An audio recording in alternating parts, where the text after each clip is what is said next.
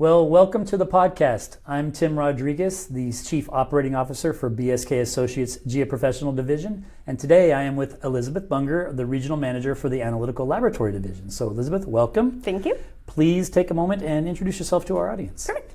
I'm Elizabeth. I've been with BSK for 12 years. I've been in industry for almost 18.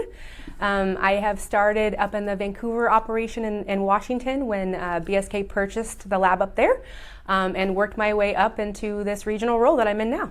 Excellent.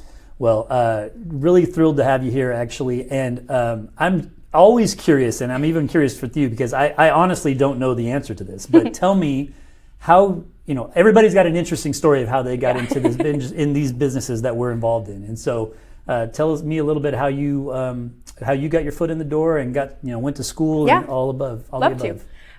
So I went to school in a small town called Battleground, Washington, and it was a lot of agriculture. We're a farming community. We're a little backwoods, so not as big city. So I came from a smaller community, but they had a specialized science program, and so that's what piqued my interest at an early age. I wasn't super into sports, and so I opted out of taking PE classes in high school to go into more science classes. And so that sparked my interest. So at a college or at a high school age, I was able to do some cell cultures and grow miniature rose bushes in test tubes. And that kind of launched me into this biotech program that I started in college. So I went to Eastern Washington. I got my double major in biology and chemistry with a biotechnology and biochemistry option. What do you do with that, right? So I was like, oh, cool. I'm going to work for some big biotech firm, and I'm going to do something really exciting into the ag world or maybe the drug world, because back in that time, CSI was all the rage, right? So forensic science and all of that. So big dreams coming out of college with these 2 degrees. And then I was like, okay, here's my resume. Who wants to hire me? And crickets. So then I got the rude awakening that the workforce was a little harder to get into than you would think. Mm-hmm. So, back in the day, Craigslist was my buddy. So I got on Craigslist and started applying at laboratory jobs in the Portland metro area. And then I landed a job at an environmental firm. And I was like, what's environmental work? Coming from the small community of Battleground, Washington, I grew up on a well. So a well is just a natural resource for water, and I didn't even know people paid for water. Like, this was mind-blowing to me. So that's how I entered into this industry. Back in 2008, I started my very first job at a laboratory up in Longview, Washington. Started entry-level chemistry there. Was successful at that for a number of years. Left that to go into a vitamin factory. Very quickly learned that I did not like the FDA nutraceutical world. They have way less regulations, and I like my rules. So I came back into it at Adilabs, which was purchased by BSK in 2014. And so at that time, I was offered a position as an analyst, quickly made it up to operations manager, then moved into the laboratory director role at Vancouver, and then was brought into this role just over 3 years ago into the regional role and overseeing the whole satellite division. So that's kind of my story in a nutshell. That was probably a lot, but yeah, that's interesting. I'm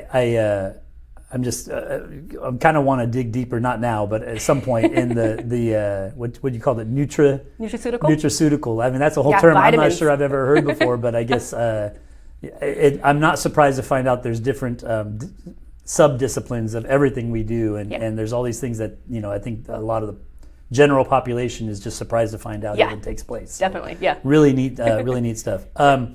Well, you've progressed a long way over your career, and certainly in your time at BSK, and that's been now going on since BSK's acquisition of Adilabs, about 12 years plus. Mm-hmm. I guess, what do you see as, and would you share as some of the highlights of your professional development over that time, and maybe some of the challenges that you've encountered over those years? One of the unique things, so let me take a step back. I had been through a buyout at the first environmental lab. That's actually when I left them. And a buyout's kind of tough, right? So when I went to work for Adilab, I went to work for a smaller firm wanting a certain type of treatment that you don't always get at a larger firm. So when BSK purchased us, I was like, whoa, what happened here? I just got hired on, 6 months prior by a smaller mom and pop firm. Now this giant firm of BSK is coming to buy us, right? What are they going to be like to work for or work with? And I quickly got to know Renee Rangel, who is our CEO now. At that time, she was not. And honestly, the company approach and how they wanted to have us be successful on our own accord while following their company core values was something that I had never seen before in a firm, right? And then with the allowed leadership growth, there was a huge opening into, well, what do you think? Well, how would that work? If what's working in Vancouver, could that apply and work at the other satellite locations that we were bringing on? Because after Addy Labs was purchased in Vancouver, that's when Renee and the team opened up the Riverside office in LA. Mm-hmm. And so that was an interesting change of course from my viewpoint, from going from an entry-level chemist thinking I'm just doing bench chemistry to now I'm getting asked, how did I get to this operation in Vancouver that had gotten so successful? And so that was an interesting avenue, a change of course for my own career that I never saw happening. And then just the aptitude and willingness that the leadership team in BSK had to even want to listen to little old me up in Vancouver, right? That I'm like, oh, okay. And so that's what kind of led me to where I'm at now. Yeah. So you're thinking that it sounds, what I'm hearing is like there was opportunity offered and you were willing to step into the role. Yes. And so I mean, maybe that's something to dive into a little bit. Because I know there's a lot of people who are often waiting for, or thinking they're waiting for a door to open, and a lot of people need the extra push sometimes to get through. So, if you had something to share with people as far as like, leaping at those chances, I guess, maybe taking advantage of that, I mean, what would you say to them? So interesting you asked that. So I come from, first and foremost, a blue-collar family. So my dad owned his own business. I knew what it took to run a business, right? So I was very mindful and understanding of what that process fully looked like, depending on employees, doing payroll, taxes, the full thing, right? Even I think at 12 years old, I was the answering machine at my parents' house for the business, right? It was like, there was landlines at the time, there weren't cell phones, I'm that old, but I was writing down like calls for my dad, returning customer calls. So from that birthplace, I guess, for my own household, and then go into entering into college. And if you remember, I said I graduated in 2008.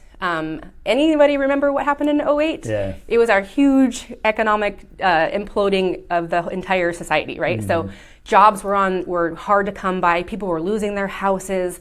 So I entered into the workforce at probably one of the scariest times an elder millennial could enter the workforce. And so that was extremely scary to me, that like other people were losing their jobs. People were trying to figure out how to keep their houses afloat. And here I am trying to find a job, right? So knowing, coming from the household that I came from, knowing the issues that are in the workforce at the time, I was thinking to myself, how can I be more valuable, right? So on my own accord, I went and got more training from my coworkers, thinking that if I'm more value to my boss, I'm not gonna be bottom of the totem pole, even though I am, because I just got hired. So I'm like, okay, let's, instead of years of a service keeping me safe, let's have it be the knowledge base that I have. So let me go on my own and learn, right? And then it was like, well, I know this method, and I know this method, and I know this method. And soon enough, I became a supervisor. Because on my own accord, I went and learned all these methods to back up and support my coworkers, not necessarily thinking I was doing it as a self-fulfilling thing, but now looking back on it, I can see that that's why, because I was afraid to lose my job. So, yeah. So interesting how, I mean, because I can relate to that on my own, where there's just things you look back at and maybe you thought they were hardships or like, unfair challenges even in some cases, but like, when you get years beyond that and you start reflecting on and in your ever so good wisdom that you've developed, that there's a lot of value to those lessons that you've learned or challenges that you've overcome, and they mold you into something more. And so to that point, I guess that sort of you're attributing those experiences to helping you seize the opportunities to jump in and be visible and contribute when they're offered. That's great. Well, hopefully that'll be something other people will hear, others of our staff even, because I know we're always trying to find opportunities for everybody to have a better voice, bigger voice, I guess is probably the way to put it. Okay, so now you're in this role as your regional manager position. what your oversight for our Vancouver facility, our Riverside, San Bernardino facility, Bakersfield satellite operation, and then also Sacramento. So 4 operations, that's got its own challenges that I'm sure you're dealing with. What tell me about some of the celebratory items that you guys are experiencing with that, and sort of I know there's a lot of sort of transformation and teamwork that you're developing. So maybe share a few thoughts on that thought. Yeah. So a very unique thing I think that the satellites in Fresno, the mothership, has come to come to be is this beautiful relationship, right? Where we call Fresno the mothership. They're our model for they're 95 employees, I think, strong at this point. So they're the biggest location, and the purpose for the satellites is to gain geographical location, right? And so we are supposed to be feeding Fresno while being mindful of our client base and keeping our shore holds, right? So each 4 of the locations you mentioned have their own different issues and struggles and support systems.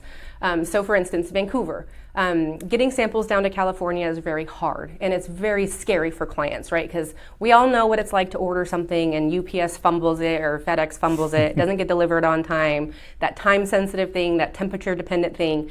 And so instantly that was like, whoa, I don't know that we want you sending our samples all the way to Fresno, California from the Northwest. So we installed courier systems via airlines, so that we can have complete control over how those are being shipped to Fresno, right? And so that gives customers a certain peace of mind. So that's one instance of how we overcame some fears that a clients would have in Vancouver in sending the samples to Fresno. Sacramento was the first satellite location developed back in the early 2000s to bring on more geographical location for Fresno. So they've had an internal courier system for years.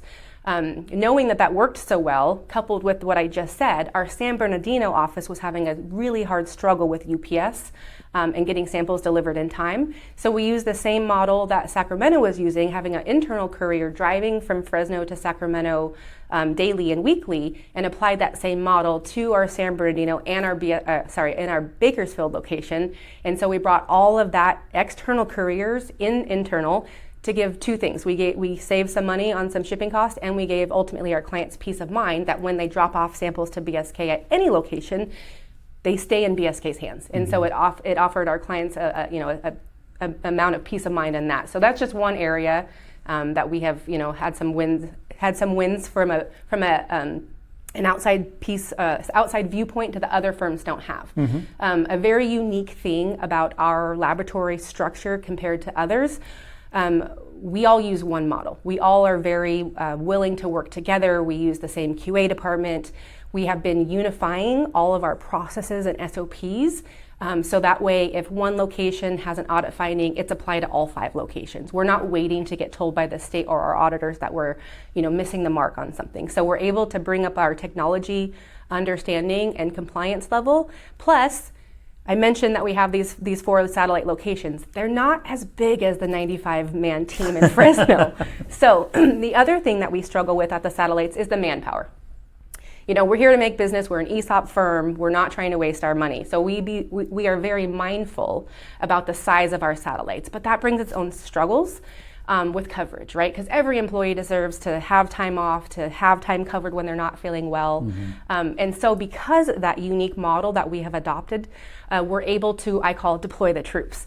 So not only do you think about your 12-man team in Sacramento, your 8-man team in Vancouver, wait for it, your 5-man team in San Bernardino, right? We can send each other around and travel. So for instance, this week, I'm here, I have a San Bernardino employee in Vancouver supporting the team up there. So it's just a nice infrastructure, a team mentality that other firms don't have, and it's one of those that I'm hearing over and over again while we're interviewing and pulling on more staff, is the unique culture that BSK brings. And so that's been a very, to me, a big win, because when I mentioned that I came to work for Addilab because of the treatment, that speaks volumes to me still being with BSK 12 years later. And so I wanted to continue to foster that and continue to grow that culture piece. Yeah, definitely a big deal. I mean, I can see it from the outside, I guess on the other side of the business is outside looking in type thing, but can appreciate the challenges with trying to bring people together in different geographic locations and operations. But ultimately, like you're saying, I think when you reach that point of people being both willing and able and open to all of that stuff, it's a huge cultural transformation. And so, kudos for both recognizing it's something you want for yourself, but also that it's a benefit to the team and the company. So on the topic of, you kind of mentioned a few things about client understanding or security, I guess, confidence in all handling of things. I was thinking about a couple topics on that. One of them was that even with the challenges with that might be presented with transporting samples, do you see it seems to me that actually having the larger volume of things that you can test in one facility, like in Fresno as an example, kind of the hub, you might actually see an improvement in quality overall because you don't have the variables that can occur with something being done in different places and a number of different things. So is that any truth to that, or? Yeah, and two things happen, right? You get the quality from the repetition, and then you get the volume size for efficiency, right? And so yes, that's exactly something that we talk about and show up our clients with, is because we don't want 5 locations being the expert at a said topic, right? That's like, for us, it seems like a little waste of our resources. So we try to spotlight each location for what they're really good at. So there are a vast majority of the methods that are only in Fresno, but we are cognizant of the regionality, and even every satellite location has their specific niche that they are certified in that the other locations aren't. So we are trying to keep quality while we keep efficiency, and keeping that expertise in Fresno with more of the technical aspects. We have an amazing technical services team down there that can hone in and fix instrumentation very fast. Trying to have that over 5 locations is not as manageable, so that's a reason why we have them centered there. More, I think, to the quality piece would go back to the point I made on the previous comment of we're unifying all of our processes. So really what I see as the biggest change is prior to this drive to make all lab BSK SOPs and forms, right? For specifically microbiology and wet chem. Those are the 2 departments that coexist at my satellite locations. And those have departments in Fresno. So those are the 2 departments I'm specifically talking about, where we have unified our processes. And then we share our knowledge base. So in the past, I have seen Vancouver get an audit, right? And they go, and when I say an audit, it's the same state auditing us. It's ORLAP and ELAP. So when ORLAP goes to Vancouver and they're auditing Vancouver, 7 years ago, that knowledge just stayed with Vancouver, right? And then Fresno would have the same audit from the same ORLAP team and have the same findings possibly. The change in culture for us to want to work together to unify, change that. So when Vancouver gets the finding, all 5 labs get the finding, right? Yeah. Not in a finding way, but in a corrective action way. Sure. So that's really bringing up our quality and making it to where our last audit, there was 3 findings externally, which the auditors were like, this is an amazing quality system you guys have. You have mass control over 5 locations for from one department stance. It's 1 SOP. It's not 5 SOPs, right? So we're also being mindful of manpower, our own BSK manpower, so that we're not handling as many documents either. So. Yeah, there's the proactivity element with that. I think that's a really important thing. I can relate to that because we've done similar things on our materials lab side where same example. I mean, where you've got people working together, sharing those information. Yeah. It tends to be, I don't know, maybe it's the same in your world where auditors or evaluators, they arrive and then they'll start, it seems like every cycle there's a little something different, something new that's got the new flavor of the month that they're trying to, I guess crank down on is probably, for lack of a better term. They caught it somewhere else and they're bringing it here and they're like, what are you doing for this? Yeah, and so now when we're trying to stay ahead of that and as much as possible, and that saves, like you're saying, I think not only does it leave a good impression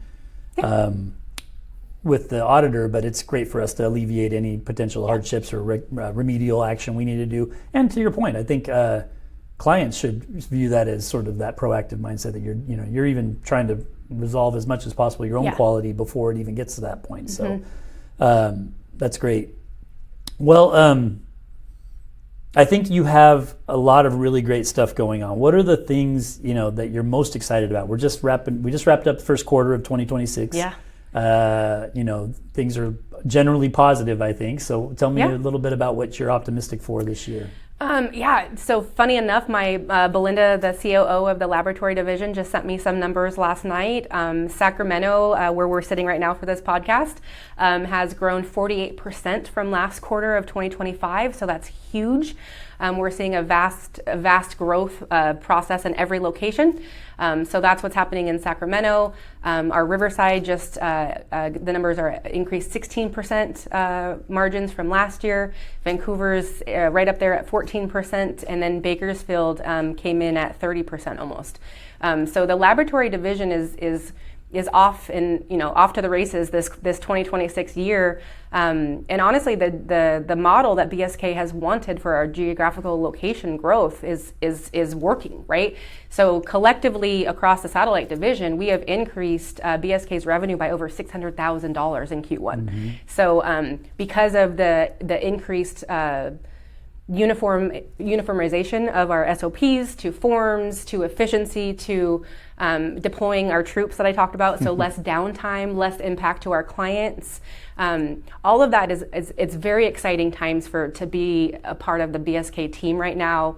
We're in a huge growth phase. Our biggest one that I kind of want to touch on really quickly is because of how successfully our mothership Fresno has handled our top client, they have been willing to entice us up in the Washington area.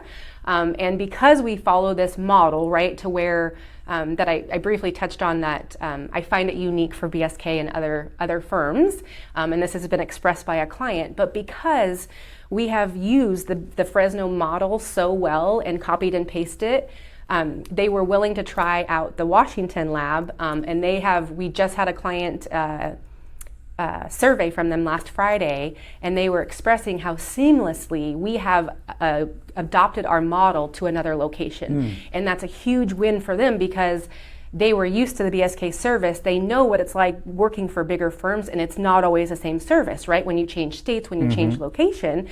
And so they were over the moon that BSK was able to capitalize on the amazing process that happens in Fresno and apply that at all locations. So they were complimenting the Vancouver office, they were complimenting the Bakersfield office. Bakersfield just opened last March of 2025, so they haven't been open yet just a year. But they were aware of that new location and the services it brought to the Bakersfield location for that client in California.